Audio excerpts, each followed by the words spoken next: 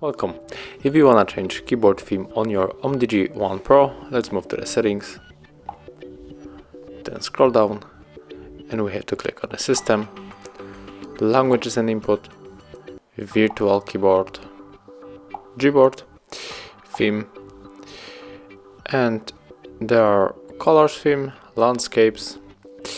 Also, you can click here to show more, and just choose your favorite. I will go for the red one.